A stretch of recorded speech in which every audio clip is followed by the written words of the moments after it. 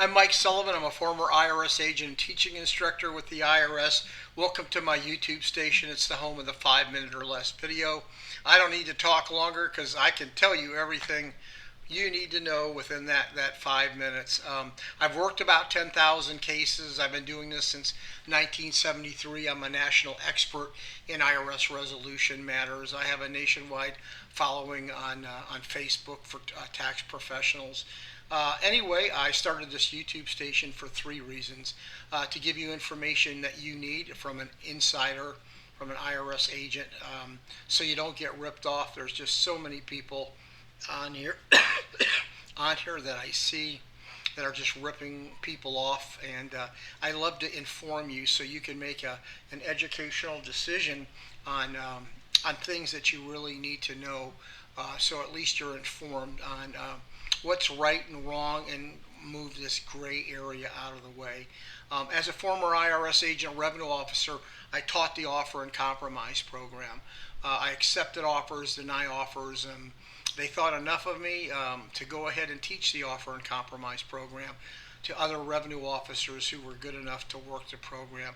It's more of an elite unit at IRS that does offers. You have to be experienced because you really have to see through the case and really find out if this pardon me, I got the flu a little bit, to see if people are lying to you.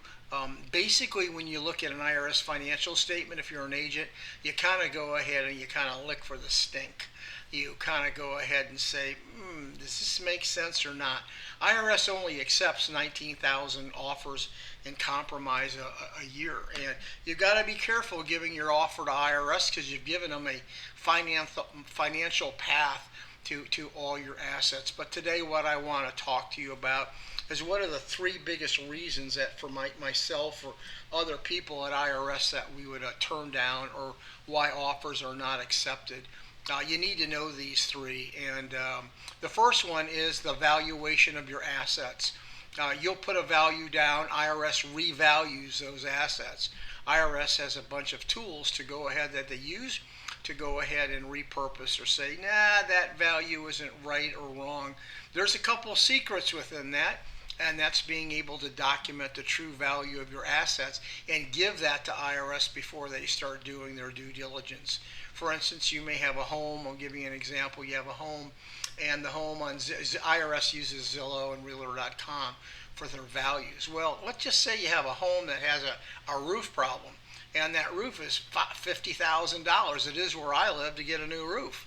Well, I want to lower that price because I don't want to show IRS I have the full equity in that home, they think. So I put the valuation or the contractor's price of fixing the house up, so you can drive values down that way.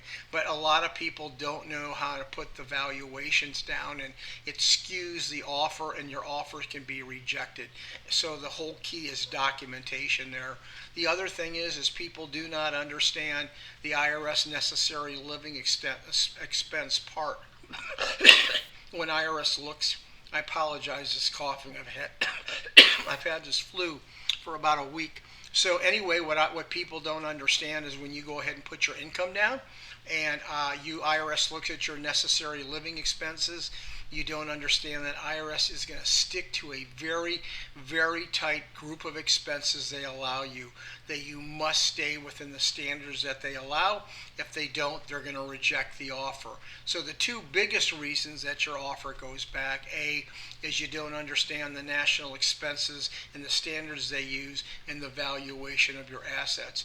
The third and final thing, even though there's money, I'm just giving you the top three. The other ones are you're not compliant. If all your tax returns are not filed, and your W-4s and your withholding isn't up to date, and your 1099s estimate payments are not up to date, IRS is going to go ahead and reject the offer and compromise. So if you're thinking of filing an offer, make sure if you're going to call someone, they know what the hell they're doing. If they're going to do this by yourself, make sure you go on the IRS pre-qualifier tool to make sure you qualify for that offer. I'll be really honest. The offer and compromise, it's like having a brain surgery on a tax thing. It's just they're very difficult. difficult. IRS doesn't make them easy. They must have 100 questions out there. Every question is analyzed. If you have a small case, do it yourself. There's nothing wrong with doing this. But remember, you extend the statute for a year while your case is in offer, plus the time they're reviewing the case. If you have a large case, you have no business doing this yourself.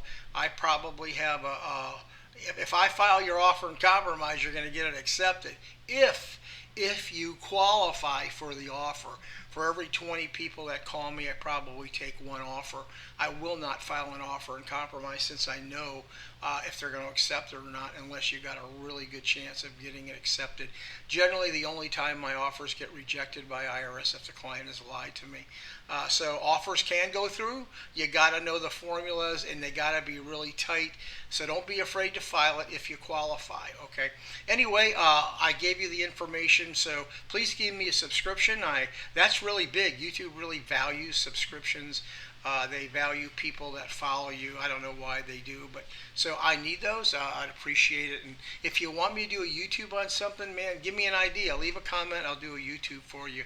My information is in the description section below.